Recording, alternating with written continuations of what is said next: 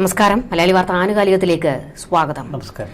December 8 Keralam കാത്തിരിക്കുന്ന ഒരു ദിനമാണ്. കാരണം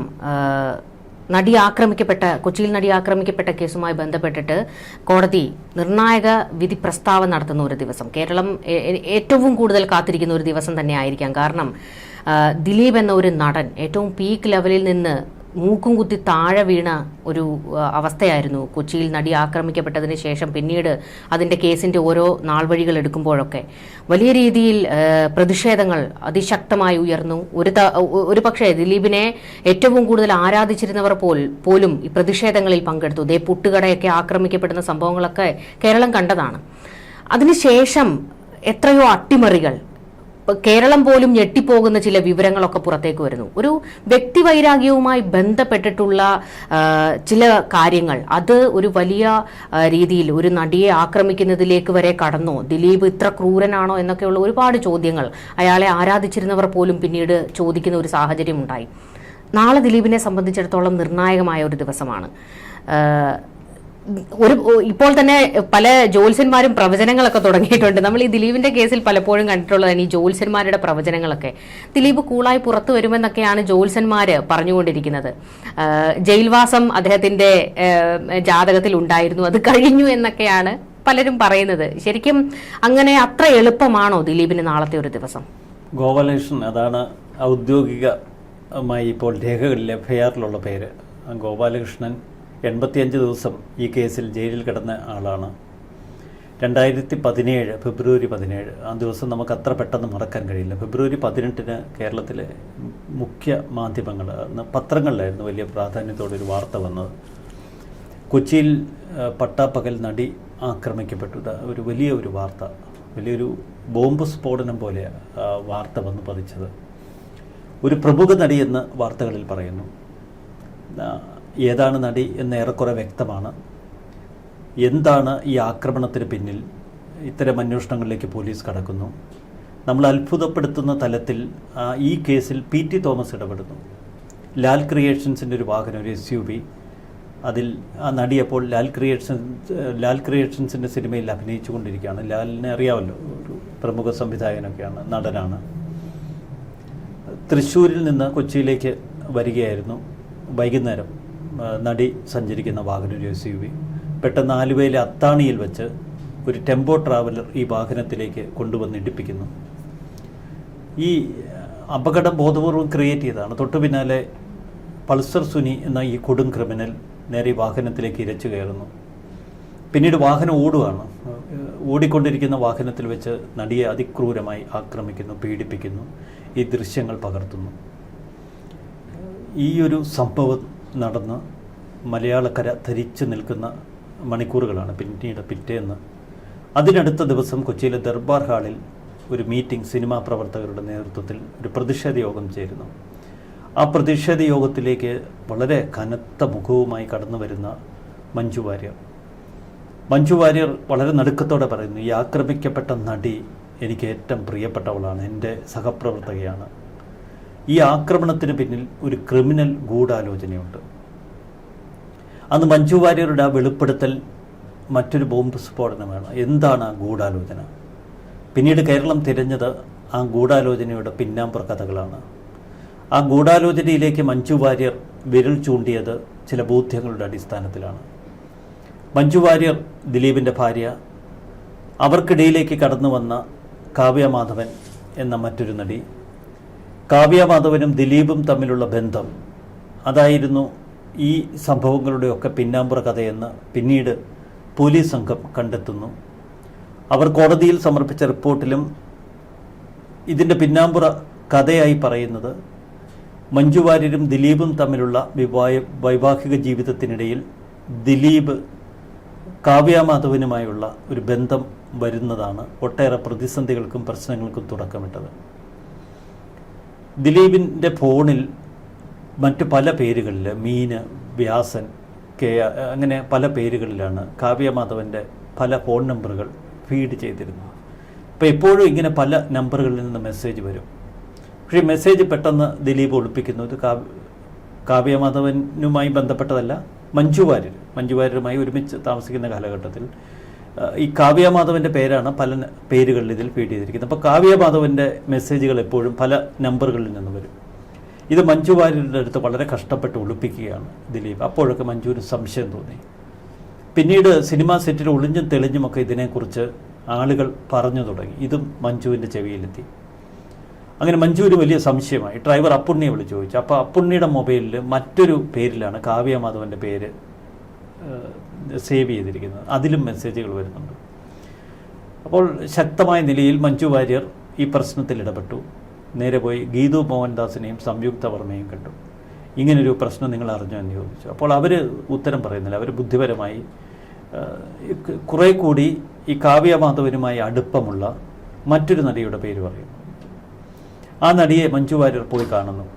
നീ സത്യം പറയണം, നിൻ്റെ ഏറ്റവും അടുത്ത സുഹൃത്താണ് ഞാൻ, എൻ്റെ ജീവന് തുല്യം ചങ്കന് തുല്യം ഞാൻ നിന്നെ സ്നേഹിക്കുന്നുണ്ട്. എന്താണ് ദിലീപിനും ആ നടിക്കുമിടയിലുള്ള കാവ്യ മാധവനും ഇടയിലുള്ള ബന്ധം? ഈ ആക്രമിക്കപ്പെട്ട നടിയെല്ലാം തുറന്നു പറഞ്ഞു എന്നാണ് പോലീസിൻ്റെ കണ്ടെത്തൽ. ഇതോടെ മഞ്ജു വാര്യറിന് പകയായി. മഞ്ജു വാര്യർ ദിലീപിനോട് ഇക്കാര്യം ചോദിച്ചു. ഇവരുടെ വൈവാഹിക ജീവിതത്തിൽ വലിയ വിള്ളൽ വന്നു. പിന്നീടൊരു ഗൾഫ് പ്രോഗ്രാമിനിടയ്ക്ക് ദിലീപ് ഈ ആക്രമിക്കപ്പെട്ട നടിയോട് അതിശക്തമായ ഭാഷയിൽ ശകാരം മുഴക്കി. നീ എൻ്റെ വൈവാഹിക ജീവിതം തകർത്തു, നീയല്ലേ മഞ്ജുവിനോട് ഇതൊക്കെ പറഞ്ഞു കൊടുത്തത്.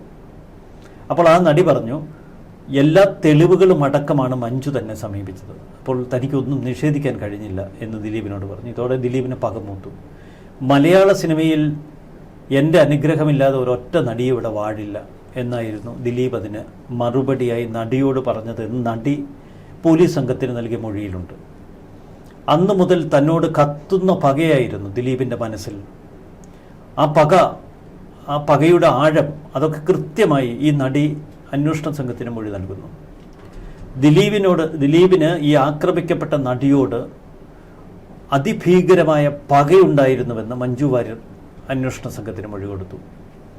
ഇതോടെ ഈ കേസിലേക്ക് ദിലീപിനെ ബന്ധിപ്പിക്കാനുള്ള പ്രാഥമിക വിവരങ്ങൾ അന്വേഷണ സംഘത്തിന് വീണ് കിട്ടി. ഇതിനിടയിൽ വെപ്രാളം മൂത്ത് ദിലീപ് കേരളത്തിൻ്റെ മുഖ്യമന്ത്രിക്കൊരു മെസ്സേജ് അയക്കുന്നു. നടി ആക്രമിക്കപ്പെട്ട കേസിൽ പല കോണുകളിൽ നിന്ന് എന്നെ ആക്രമിക്കുകയാണ്, അതിശക്തമായ മാനസിക സമ്മർദ്ദത്തിലാണ് താൻ, ഒരു മുഖ്യമന്ത്രി എന്ന നിലയിൽ ഇതിൽ ഇടപെടണം എന്നൊക്കെ പറഞ്ഞാണ് മെസ്സേജ്. അപ്പോൾ കോഴി കട്ടവൻ്റെ തലയിൽ പൂടയുണ്ട് എന്ന് പറഞ്ഞ പോലെ എൻ്റെ തലയിൽ പൂടയില്ല എന്ന് പറഞ്ഞ് ഓടുന്ന ഒരു അവസ്ഥയാണ് പിറ്റേന്ന് മാധ്യമങ്ങൾ ദിലീപിൻ്റെ കാര്യത്തിൽ അവതരിപ്പിച്ചത്. എന്തിനാണ് ദിലീപ് അങ്ങോട്ട് മുഖ്യമന്ത്രിയോട് കയറി ഇത്തരമൊരു മെസ്സേജ് അയച്ചിരിക്കുന്നത്? ഇതും അന്വേഷണ സംഘം ഗൗരവത്തോടെ എടുക്കുന്നു. അങ്ങനെ 4-5 ദിവസങ്ങൾ കടന്നുപോയി. ഇതിനിടയിൽ ജയിലിൽ നിന്ന് പൾസർ സുനി പുറത്തേക്ക് പോയൊരു തടവുകാരൻ്റെ കയ്യിൽ ഒരു കത്ത് കൊടുത്തുവിടുന്നു. പൾസർ സുനി കൊടുത്തുവിട്ട കത്ത് ദിലീപിനായി. എന്നെ വിശ്വസിച്ച് 5 പേർ ഒപ്പമുണ്ട്, അവരെ ചതിക്കരുത്, ഞങ്ങൾക്ക് പണം വേണം. ജോർജ് ഏട്ടൻസ് പൂരം മുതൽ ദിലീപുമായുള്ള ബന്ധമൊക്കെ ഇതിൽ എടുത്തു പറയുന്നുണ്ട്. കൊച്ചിയിൽ അബാദ് പ്ലാസ ഹോട്ടലിൽ വെച്ച് ഇരുവരും കണ്ടുമുട്ടിയതിനെക്കുറിച്ചും ഈ കത്തിൽ പരാമർശമുണ്ട്. തുടർന്ന് പോലീസ് സംഘം പരിശോധിച്ചപ്പോൾ ജോർജ് ഏട്ടൻസ് പൂരം എന്ന സിനിമയുടെ സെറ്റിൽ വെച്ച് ദിലീപും പൾസർ സുനിയുമായി സംഭാഷണം നടന്നിട്ടുണ്ട്.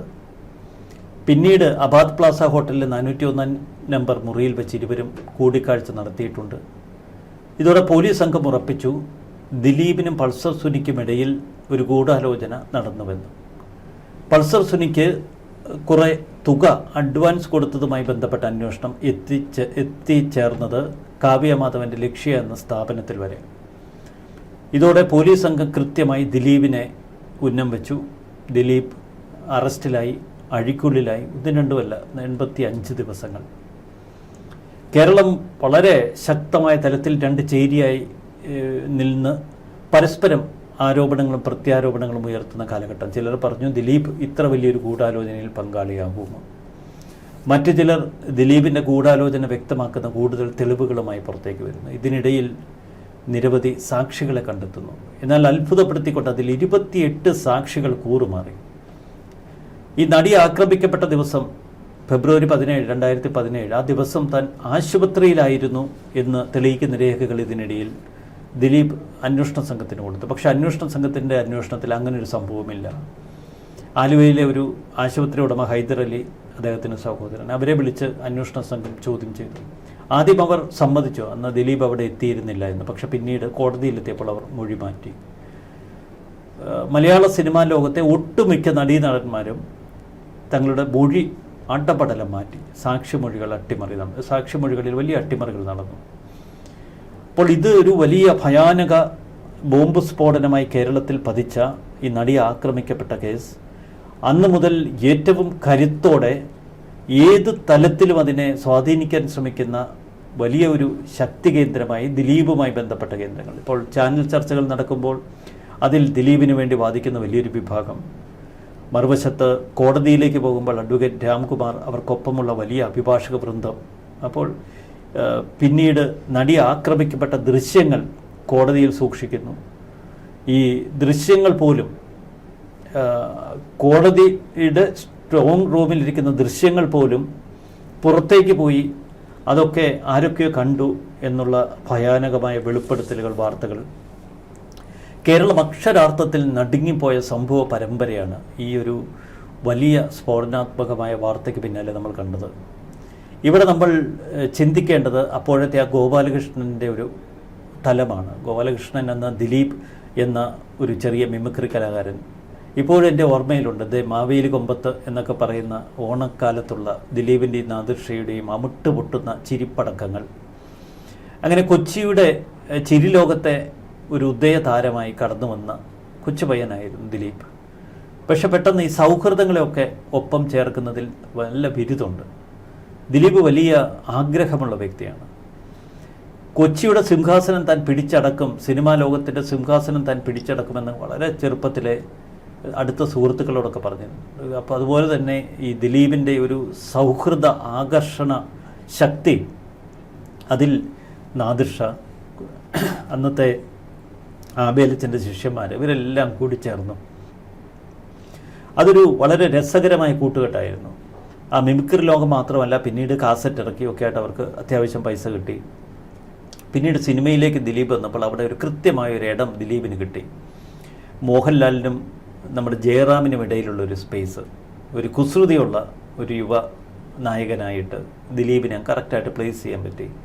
അത് തുളസീദാസ് തുടങ്ങി പ്രിയദർശൻ, അങ്ങനെ ഒട്ടനവധി പ്രഗത്ഭ സംവിധായകരുടെ വെട്ടമൊക്കെ നമുക്കിപ്പോഴും ഓർമ്മയുണ്ട്. അതുപോലെ എത്ര സിനിമകൾ, ആ സിനിമകളുടെ ഒരു വലിയ കാലഘട്ടത്തിലൂടെ ദിലീപ് അങ്ങ് വളർന്നു വന്ന് എല്ലാറ്റിനും ഒടുവിലേക്ക് അങ്ങ് വളർന്ന് 2008 കാലഘട്ടം എത്തിയപ്പോൾ അമ്മ എന്ന സംഘടന പിറക്കുന്നു. അമ്മ എന്ന സംഘടന പോലും അന്ന് ദിലീപിൻ്റെ ഒരു സൃഷ്ടിയായി കരുതി. അമ്മ എടുക്കുന്ന 2020 എന്ന് പറയുന്നൊരു സിനിമ, 2020 ആണെന്ന് തോന്നുന്നു ആദ്യത്തെ സിനിമ, അതെ, അതിൻ്റെ പ്രൊഡ്യൂസർ എന്ന ഒരു ലേബൽ ദിലീപ് അങ്ങനെ സ്വയം ഏറ്റെടുക്കുന്നു. അതിൽ മമ്മൂട്ടി, മോഹൻലാൽ, സുരേഷ് ഗോപി, ദിലീപ് എല്ലാവരും നായകന്മാരാണല്ലോ. അത്തരമൊരു മെഗാ ബജറ്റ് സിനിമ അമ്മയ്ക്ക് വേണ്ടിയിട്ട് എടുക്കുന്നു. അന്നത്തെ കാലത്ത് 1 കോടി രൂപ ഈ സിനിമയുടെ ലാഭം അമ്മ എന്ന സംഘടനയ്ക്ക് കൈമാറുന്നു. അമ്മ എവിടെയെങ്കിലുമൊക്കെ പ്രോഗ്രാം അവതരിപ്പിക്കുന്നുവെങ്കിൽ അതിനുവേണ്ട സംഘാടക ദൗത്യം മുഴുവൻ ദിലീപ് ഏറ്റെടുക്കുന്നു. അവിടെ നിന്ന് ദിലീപിൻ്റെ വളർച്ച എന്ന് പറയുന്ന ഒരു നടൻ എന്നുള്ള നിലയിലായിരുന്നില്ല. ദിലീപ് പെട്ടെന്ന് മലയാള സിനിമാ വ്യവസായ ലോകത്തെ തൻ്റെ ഉള്ളം കയ്യിലെടുത്തു. ദിലീപിന് തിയേറ്റർ ശൃംഖലകൾ, ദിലീപിൻ്റെ ഡിസ്ട്രിബ്യൂഷൻ, ദിലീപിൻ്റെ പ്രൊഡക്ഷൻ കമ്പനി, മലയാള സിനിമാ ലോകത്തെ മറ്റൊരു തലത്തിലേക്ക് ആദ്യം ചുവട് മാറ്റിയതിന് പിന്നിൽ ദിലീപിൻ്റെ ബുദ്ധിയായിരുന്നു.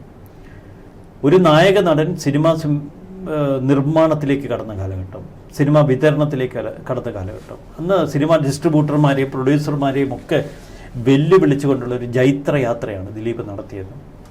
അതിൻ്റെ ബാക്കി പത്രം എന്തായിരുന്നു? ദിലീപ് നിശ്ചയിക്കും ഏത് സംവിധായകൻ എപ്പോൾ സിനിമ എടുക്കണം, ഏത് സംവിധായകൻ ആരെ നായകനാക്കണം, ഏത് സംവിധായകൻ ആരെ നായികയാക്കണം. എല്ലാത്തിനും ദിലീപിൻ്റെ അനുവാദമാണ്, ഇതിലൊന്നും നടക്കത്തില്ല. അങ്ങനെ കൊച്ചിയിലെ സിനിമാ സാമ്രാജ്യത്തിൻ്റെ അധിപനായി. അപ്പോൾ തനിക്ക് മീതെ ഇനി ഒന്നുമില്ല, താൻ നിശ്ചയിക്കുന്നതിനപ്പുറത്ത് മലയാള സിനിമാ ലോകത്തൊന്നുമില്ല. ഈ ഒരു തലത്തിലേക്ക് ദിലീപ് അങ്ങ് വളർന്നു കയറി. 2 തലത്തിൽ അപകടം ചെയ്തു ഈ ഘട്ടം ദിലീപിന്. ഒന്ന് വലിയ അസൂയ, 2 മമ്മൂട്ടി മോഹൻലാലും ഒക്കെ അന്ന് അപ്രസക്തരായിപ്പോയി. അവർക്കൊരു സിനിമ വേണ്ട, അല്ലെങ്കിൽ അവരെ ഇനി സിനിമയിൽ അഭിനയിക്കേണ്ടെന്ന് ദിലീപ് തീരുമാനിച്ചാൽ ഒരൊറ്റ പ്രൊഡ്യൂസർമാർക്ക്, സംവിധായകർക്ക് അതിനുള്ള ധൈര്യമില്ല. കാരണം തിയേറ്റർ ശൃംഖലയടക്കം ഇയാളുടെ കയ്യിലാണ്. അതിൽ നിന്ന് അന്ന് പാഠം ഉൾക്കൊണ്ടാണ് തൻ്റെ ഡ്രൈവറായിരുന്ന ആൻ്റണി പെരുമ്പാവൂരിനെ കൊണ്ട് സിനിമയെടുപ്പിച്ച് അതിൽ ഷെയർ എടുത്ത് തിയേറ്റർ ശൃംഖലകൾ തുടങ്ങി മോഹൻലാൽ പിന്നീട് വേറിട്ട വഴിയിലൂടെ സഞ്ചരിച്ച് ഇന്ന് ഒരു സാമ്രാജ്യം പിടിച്ചെടുത്തത്. അതിൽ ആന്റണി പെരുമ്പാവൂരിനെയാണ് അമരത്തിരുത്തിയത്. പക്ഷേ ഇവിടെ അത് മോഹൻലാലിൻ്റെ കൗശലം. ദിലീപ് പക്ഷെ സ്വയം ആ സാമ്രാജ്യത്തിൽ കയറിയിരുന്നു. ആ ഒരു ഘട്ടത്തിലാണ് ദിലീപിന് കാവ്യമാധവനുമായുള്ള ഒരു പ്രണയം. അതന്ന് സിനിമാ ലോകത്തൊക്കെ വലിയ ഒരു പുറംപാട്ടായിരുന്നു, എല്ലാവർക്കും അറിയാം. അപ്പോൾ ഇതിൽ മഞ്ജു വാര്യർ ഇടപെട്ടതോടെ കാര്യങ്ങളെല്ലാം കീഴ്മേൽ മറിഞ്ഞു. ദിലീപിൻ്റെയും മഞ്ജു വാര്യരുടെയും ഈ ആക്രമിക്കപ്പെട്ട നടിയുടെയും ഒക്കെ ഒറ്റ സുഹൃത്തായിരുന്നു ഈ യുവനടി. ആ യുവനടി എന്ന ഈ ഒരു സൗഹൃദ വലയത്തിലെ ഒരു എന്താ പറയുക, വലിയ ഒരു ചുണക്കുട്ടിയായിരുന്നു. എപ്പോഴും ചുറുചുറുക്കോടെ ഓടി നടക്കുന്നൊരു കുട്ടി. അപ്പോൾ ദിലീപിന് ആദ്യമൊക്കെ ആ നടിയെ വലിയ കാര്യമായിരുന്നു. പക്ഷെ പിന്നീട് തന്നെ മഞ്ജു വാര്യരുടെ അടുക്കൽ ഈ സത്യങ്ങൾ തുറന്നു പറഞ്ഞ് ചതിച്ചു എന്ന് മനസ്സിലാക്കിയതോടെ വലിയ പകയായി. ആ പക ഇത്തരമൊരു കൊടും പാതകത്തിൽ എത്തിയോ? ഇതാണ് നമ്മുടെ മുന്നിലുള്ള ഏറ്റവും വലിയ ചോദ്യം. ഇതാണ് കോടതിക്ക് മുന്നിലുള്ള ഏറ്റവും വലിയ ചോദ്യം. ഇത്തരമൊരു പക ഇത്ര ഭീകരമായ, ഇത്ര നമ്മുടെയൊക്കെ മനസ്സാക്ഷിയെ നടുക്കുന്ന തരത്തിലുള്ള ഒരു ആക്രമണത്തിന് കാരണമായോ? പക്ഷെ ഇവിടെ ഒരു കാര്യം കൂടി നമ്മൾ ശ്രദ്ധിക്കണം. നമ്മൾ കേട്ടത് ഒരു ആക്രമിക്കപ്പെട്ട നടിയുടെ കഥയാണ്. മലയാള സിനിമാ ലോകത്ത് നിരവധി നടികൾ, നിരവധി അണിയറ പ്രവർത്തകർക്ക് ഇതുപോലെ ഇതിന് സമാനമായ ഭയാനകമായ ഒട്ടനവധി അനുഭവങ്ങൾ ഉണ്ടായിട്ടുണ്ട് എന്നുള്ളൊരു സത്യം സിനിമാ ലോകത്തെ പലരും എന്നോട് തുറന്നു പറഞ്ഞിട്ടുണ്ട്. പക്ഷെ അവരാരും പരാതി കൊടുക്കാനോ പിന്നീട് പ്രശ്നങ്ങളിലേക്ക് പോയിട്ടില്ല. പലപ്പോഴും വൈരാഗ്യം തീർക്കാൻ ഇത്തരം അവസരങ്ങൾ ഉപയോഗപ്പെടുത്തുന്നുണ്ട് ഈ മലയാള സിനിമാ ലോകത്തെ പലരും. അതുകൊണ്ട് ഇതൊരു ആദ്യ സംഭവം അല്ല. പക്ഷെ ആദ്യമായി ഇതിൽ കേസെടുത്തു. ഇതിലൊരു മലയാള സിനിമാ ലോകത്തെ ഏറ്റവും അമരത്തിരിക്കുന്ന നായകനെ, ആ സാമ്രാജ്യ അധിപനെ പിടികൂടും. അവിടെയാണ് ഇതും മറ്റുള്ള പ്രശ്നങ്ങൾ തമ്മിലുള്ള അന്തരം. ഈ ചോദ്യത്തിന് ഒരൊറ്റ ഉത്തരമേ ഉള്ളൂ. കഴിഞ്ഞ 8 വർഷക്കാലം 2017 മുതൽ നമ്മളിപ്പോൾ 2025 നിൽക്കുമ്പോൾ 8 വർഷം കൊഴിഞ്ഞു വീണിരിക്കുന്നു. ഈ 8 വർഷത്തിനിടയിൽ ഒരിടത്ത് പോലും ഈ ആക്രമിക്കപ്പെട്ട നടി ദിലീപിനെ തൻ്റെ സംശയ മുനയിൽ നിന്ന് മാറ്റിയിട്ടില്ല. ഈ കാലഘട്ടം വലിയൊരു നീണ്ട കാലഘട്ടമാണ്. തൻ്റെ കണക്കുകൂട്ടലുകളിൽ, തൻ്റെ പരാതിയിൽ എവിടെയെങ്കിലും ഒരു പാളിച്ച സംഭവിച്ചിരുന്നു എങ്കിൽ ഈ അതിജീവിതയായ നടിക്ക് അവർക്ക് ഇതിനകം തന്നെ തിരുത്താമായിരുന്നു. അവർ തിരുത്തിയിട്ടില്ല. അപ്പോൾ അവരുടെ ബോധ്യം, ഇപ്പോൾ ആക്രമിക്കപ്പെട്ട അതിജീവിതയുടെ ഒരു ബോധ്യം, ഇപ്പോൾ നമ്മൾ പുതിയ ഇരകളുടെ കാര്യമൊക്കെ ചർച്ച ചെയ്യുന്നുണ്ട്. പക്ഷേ ആ ഇരകൾക്ക് സമാനമല്ല ആക്രമിക്കപ്പെട്ട നടി. അവർ നിസ്സഹായയാണ്. 2017 ഫെബ്രുവരി 17, 18 തീയതികളിൽ അവർ അനുഭവിച്ച ആ മാനസിക സംഘർഷം അതിന്നും തുടരുകയാണ്. ജനുവരി 4 തീയതി അവർ ഗോവയിൽ ഇതേ സിനിമയുടെ ഷൂട്ടിംഗ് ലൊക്കേഷനിലായിരുന്നു. ഗോവയിൽ വെച്ച് പൾസർ സുനി ഇതിനേക്കാൾ ഭയാനകമായ തലത്തിൽ ഇവളെ ആക്രമിക്കാൻ പദ്ധതിയിട്ടിരുന്നു. ഗോവയിൽ നിന്ന് തിരിച്ച് കേരളത്തിലേക്ക് ഇവർ കാറ് മാർഗം വരുമെന്നാണ് അന്ന് പൾസർ സുനി കരുതിയത്. സെന്തിൽ കുമാർ എന്നയാളെ അന്ന് അവിടെ വെച്ച് പൾസർ സുനി വിളിക്കുന്നു, എനിക്ക് അത്യാവശ്യമായൊരു വാഹനം വേണമെന്നൊരു നാട്ടിലേക്ക് പോകാൻ. അതിൻ്റെ പിന്നിൽ ഈ ആക്രമണം, അന്ന് അയാൾ പദ്ധതിയിട്ടത് ഗോവയിൽ നിന്ന് കേരളത്തിലേക്ക് ഇവൾ കാറ് മാർഗം വരുമ്പോൾ വഴിയിൽ വെച്ച് ആക്രമിക്കുകയായിരുന്നു, ആരുമില്ലാത്ത ഒരു സ്ഥലത്ത് വെച്ചിട്ട്. അപ്പോൾ അത് നമ്മൾ ഈ കഥകൾ മനസ്സിലാക്കുമ്പോൾ അതിഭയാനകമാണ്. ചില ചോദ്യങ്ങൾ അന്വേഷണ സംഘത്തിന് മുന്നിലുണ്ട്. ഒന്ന്, പൾസർ സുനിക്ക് എന്തായിരുന്നു ഉദ്ദേശം? ഇപ്പോൾ ഇവളെ ആക്രമിച്ച നഗ്ന ദൃശ്യങ്ങളെടുത്ത് പണം പിടുങ്ങുകയായിരുന്നു. ഒരു സാമാന്യ ബുദ്ധി ഉണ്ടെങ്കിൽ അങ്ങനെ ആരും ചെയ്യത്തില്ല. കാരണം ആക്രമിക്കപ്പെട്ട നടി പരാതിയുമായി ചെല്ലും എന്ന ഭയം ഇയാളുടെ ഉള്ളിൽ ഇല്ലാതിരിക്കില്ല. അല്ലെങ്കിൽ സമാനമായ കുറ്റകൃത്യങ്ങൾ നടത്തി ഇയാൾ രക്ഷപ്പെട്ടിട്ടുള്ള പശ്ചാത്തലമുണ്ടാകണം. അപ്പോൾ ഈ ഒരു ചോദ്യത്തിനപ്പുറത്ത് എന്താണ് പൾസർ സുനി ഇത്ര വലിയൊരു ക്രൂരത നടത്താനുള്ള കാരണം? ഈ ചോദ്യത്തിന് പിന്നാലെയായിരുന്നു കോടതി. ഈ ചോദ്യത്തിന് പിന്നാലെയായിരുന്നു അന്വേഷണ സംഘം. അന്വേഷണ സംഘം എത്തിയ നിഗമനം ദിലീപിൻ്റെ പകയാണ് ഈ കൊടും പാതകത്തിന് പിന്നിലുള്ള ഗൂഢാലോചനയുടെ ഹേതു. നമുക്കിപ്പോൾ അത് ഉറപ്പിക്കുക വയ്യ. കാരണം കോടതിയുടെ പരിഗണനയിലാണ്. ഇനി ഒരു ദിവസം കൂടിയുള്ളൂ. നാളെ കോടതി അതിൽ അന്തിമ തീർപ്പ് കൽപ്പിക്കുന്നത് വരെ നമുക്ക് ഊഹാപോഹങ്ങൾ മാത്രമേ ഉള്ളൂ. ഇവിടെ പലരും പറയുന്നത് പോലെ നമുക്കൊരു വിധി എന്തായിരിക്കും എന്നൊന്നും പറയാൻ ഈ ഘട്ടത്തിൽ കഴിയത്തില്ല. പക്ഷേ ഈ കേസിൽ വിചാരണ നടക്കുമ്പോൾ കണ്ട നീണ്ട അട്ടിമറികൾ, ഓരോ സാക്ഷികളും കോടതിയിലേക്ക് വരുമ്പോൾ നേരത്തെ അന്വേഷണ സംഘത്തിന് കൊടുത്ത മൊഴി അവർ അട്ടപടലം മാറ്റുക. വലിയ തോതിൽ സാക്ഷികളെ സ്വാധീനിച്ചിരിക്കുന്നു, വലിയ തോതിൽ സമ്പത്തൊഴുക്കിയിരിക്കുന്നു. പൾസർ സുനിയുടെ കൂട്ടാളികൾ പോലും തങ്ങളുടെ മൊഴി മാറ്റി പറയുന്നു. അപ്പോൾ ഇതൊക്കെ കാണുമ്പോൾ ഈ കേസിൽ ബോധപൂർവമായ അട്ടിമറി ശ്രമങ്ങൾ പല ഘട്ടങ്ങളിലും നടന്നിട്ടുണ്ടോ എന്ന് നമ്മൾ സംശയിക്കണം. മറുവശത്ത് ദിലീപ് എന്ന നടനിലേക്ക് വരുമ്പോൾ 2017 ശേഷം അയാളുടെ കൊടും വീഴ്ചയാണ് നമ്മൾ കാണുന്നത്. അയാളുടെ സിനിമകൾ ഒന്നൊന്നായി പൊട്ടുന്നു. മലയാളത്തിലെ പ്രേക്ഷകർക്ക് അയാളുടെ സിനിമയോട് താല്പര്യമില്ലാതാകുന്നു. സിനിമ നിർമ്മാണ മേഖലയിൽ അയാൾക്ക് നിയന്ത്രണങ്ങളില്ലാതെ അമ്മയിൽ നിന്ന് ആദ്യഘട്ടത്തിൽ നിന്ന് തന്നെ പുറത്താക്കി. ഒരു കാലത്ത് അമ്മയെന്ന ആ ഒരു സൃഷ്ടി തൻ്റെ കയ്യിലൂടെയാണ് പിറന്നതെങ്കിൽ പിന്നീട് അമ്മയിലേക്ക് തിരിച്ചു കയറാൻ കഴിയാത്ത അവസ്ഥയിലെത്തി. പക്ഷെ ഇവിടെ ചില നടന്മാർ ചില ആക്ഷേപങ്ങൾ കേട്ടു. മമ്മൂട്ടി അടക്കമുള്ള നടന്മാർ ദിലീപിനെ രക്ഷിക്കാൻ ഇടപെടലുകൾ നടത്തി എന്ന് നമ്മൾ അന്നു മുതൽ കേൾക്കുന്ന കാര്യമാണ്. പക്ഷെ അതിൽ നിന്ന് എപ്പോഴും ഒരു സമദൂരം പാലിച്ച വ്യക്തിയാണ് മോഹൻലാൽ. ദിലീപിനെ പിണക്കിയാൽ പിന്നെ മലയാള സിനിമയിൽ നിലനിൽപ്പുണ്ടാവില്ല എന്ന് കരുതിയ ഒട്ടനവധി നടീനടന്മാർ ആദ്യഘട്ടത്തിൽ ദിലീപിന് രഹസ്യമായും പരസ്യമായും ഒക്കെ പിന്തുണയുമായി എത്തിച്ചേരുന്ന നമ്മൾ കണ്ടു. നിരവധി നടികൾ ദിലീപിന് പിന്തുണയുമായി എത്തി. പക്ഷേ ഇത് വളരെ ഒരു കോംപ്ലിക്കേറ്റഡ് കേസാണ്. നമുക്കറിയില്ല എന്തായിരിക്കും കോടതി വിധി. ഒരു ഗൂഢാലോചന, ഒരു ക്രിമിനൽ ഗൂഢാലോചന തെളിയിക്കുക അത്ര എളുപ്പമല്ല.